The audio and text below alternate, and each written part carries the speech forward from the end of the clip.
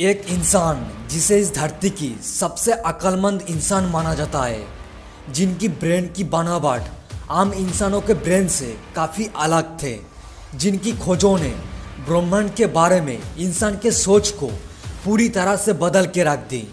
Scientist को लगता था कि वो जानते हैं यूनिवर्स में क्या होते हैं, यूनिवर्स कैसे काम करते हैं, लेकिन गलत। एक इंसान ने साइंस की दुनिया की परिभाषा को पूरी तरह से पलट के रख दी। लेकिन क्या उनका जीनियस होने का दूसरी दुनिया से कोई कनेक्शन था?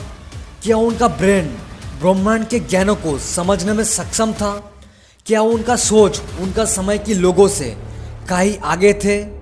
क्या उनकी थ्योरी के मुताबिक टाइम ट्रैवल करके पास्ट या फ्यूचर में जा सकते हैं? वो कौन थे? वो कहाँ से आए थे? वो क्या सोचते थे? क्या वो हमसे अलग थे? Mystery of Einstein. ये घटना है 29 मई 1919, जब एक दिन सूर्य ग्रहण के दौरान एस्ट्रोफिजिसिस्ट आर्थर एडिंगटन ने ऐसे तस्वीरें खींची जिसमें साफ दिखाई दे रहा था कि काले सूरज के आसपास मौजूद स्टारलाइट डिफ्लेक्ट होती है। उन्होंने ये साबित करने की कोशिश किया कि एल्बर्ट आइंस्टाइन की थ्योरी ऑफ जनरल रिलेटिविटी बिल्कुल सही है। और थ्योरी ऑफ रिलेटिविटी कहती है कि लाइट ग्रेविटेशनल फील्ड में बेंड होती है, तो इसीलिए उनके पोजीशन उनके एक्चुअल पोजीशन से थोड़ी अलग दिखेगी। उनके मुताबिक आइंस्टाइन बिल्कुल सही थे। उन्होंने जितना प्रेडिक्ट किया था, लाइट उतना ही बेंड होती है। आइंस्टाइन एक ऐसा शख्स था जो पूरा दुनिया भर में मशहूर था और उन्हें जीनियस के नाम से जाना जाता था। उन्होंने कई चौंका देने वाली खोज की और आइजैक न्यूटन की लॉ ऑफ फिजिक्स की परिभाषा को बदल के रख दी। उन्होंने एक ऐसा विज्ञान बनाया था जो ब्रह्मांड को और भी बेहतर तरीके से समझ सके। और आइंस्टाइन के पहले जो फिजिसिस्ट थे, उनके मुताबिक स्पेस बिल्कुल एक सिंपल सा जगह थी जो कभी ना बदलती थी ना हिलती थी। उसमें कुछ ऑब्जेक्ट थे और कुछ इवेंट घटते थे। लेकिन आइंस्टाइन का कहना था कि स्पेस पे मौजूद ऑब्जेक्ट और एनर्जी स्पेस के शेप बदल सकते हैं, टाइम को मोड़ सकते हैं और स्पेस को बर्बाद या बिगाड़ भी सकते हैं। उनकी थ्योरी ऑफ रिलेटिविटी ने स्पेस, टाइम और लाइट के बारे में साइंस की सोच ही बदल के रख दी। पहले साइंटिस्ट को स्पेस को लेकर जो सोच थी वो उतना ही गलत थी जितनी ये सोच कि धरती राउंड नहीं फ्लैट होता है। लेकिन आइंस्टाइन विज्ञान की दुनिया में एक के बाद एक इतने इम्पोर्टेंट खोज कैसे कर पाते थे? क्या वो बचपन से ही जीनियस थे या उन्हें दूसरी दुनिया वालों ने इन खोजों के लिए चुना था? 14 मार्च 1879 में अल्बर्ट आइंस्टाइन ने जन्म लिया था और बचपन से ही उन्हें फिजिक्स के रिलेटिव चीज़ों में बहुत जिज्ञासा रहती थी, क्योंकि जब वो छोटे थे तब उनके डैड ने उसे एक कॉम्पास दिखाया था और वो उस कॉम्पास को देखकर आइंस्टाइन बिल्कुल आश्चर्यचकित हो गए थे, क्योंकि एक इनविजिबल सी फोर्स थी जो कॉम्पास की नीडल को हिला रही थी और उन्हें जानना था कि वो फोर्स क्या है, कॉम्पास क्या होता है, वो कैसे चलता है। छोटे सी उम्र में ही उनके ब्रेन में हजारों सवाल घूमते थे। उन्हें लगता था दुनिया रहस्य से भरा है और उन्हें उन रहस्यों को सुलझाना है। इसलिए उन्होंने बाद में जाके फिजिक्स की डिग्री हासिल किया। लेकिन ग्रेजुएशन करने के बाद भी उन्हें कोई ढंग की नौकरी नहीं मिल रही थी। इसलिए उन्होंने अपने एक दोस्त के कहने पर कुछ समय के लिए पेटेंट ऑफिस में नौकरी कर ली। और उसी नौकरी के दौरान अल्बर्ट आइंस्टाइन के साथ कुछ अनोखा हुआ। उन्हें कोई ऐसा जरिया मिला जिससे वो अपने ख्यालों के जरिए ज्ञान से भरी दुनिया से संपर्क करने लगी। अल्बर्ट आइंस्टाइन आसानी से अपने दिमाग को एक अलग दुनिया में ले जाते थे और वो पूरी तरह से उसमें खो जाते थे। वो उन्हें थॉट एक्सपेरिमेंट कहते थे। उनका कहना था कि वो अपने ख्यालों में चीज़ों को एक्चुअल एक्सपीरियंस करते थे। वो थर्ड डायमेंशनल ख्यालों में खो जाते थे। मानो वो जो सपना देखना चाहते हो, आंख बंद करते थे और उन्हें देखने लगते थे, जैसे वो कुछ देर के लिए अलग दुनिया में जी रहे हो।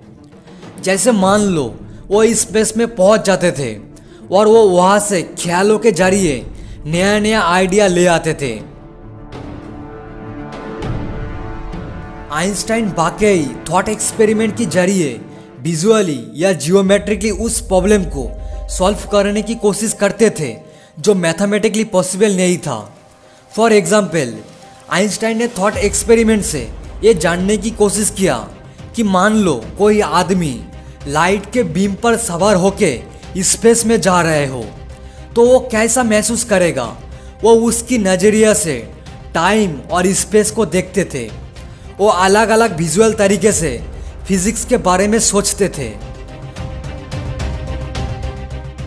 और 1905 में खुद को इस तरह से थॉट एक्सपेरिमेंट में डुबाए रखने के बाद आइंस्टाइन ने 4 ऐसे साइंटिफिक पेपर लिखी जिन्होंने आगे जाकर इंसान को ब्रह्मांड के बारे में सोच को बदल के रख दिया।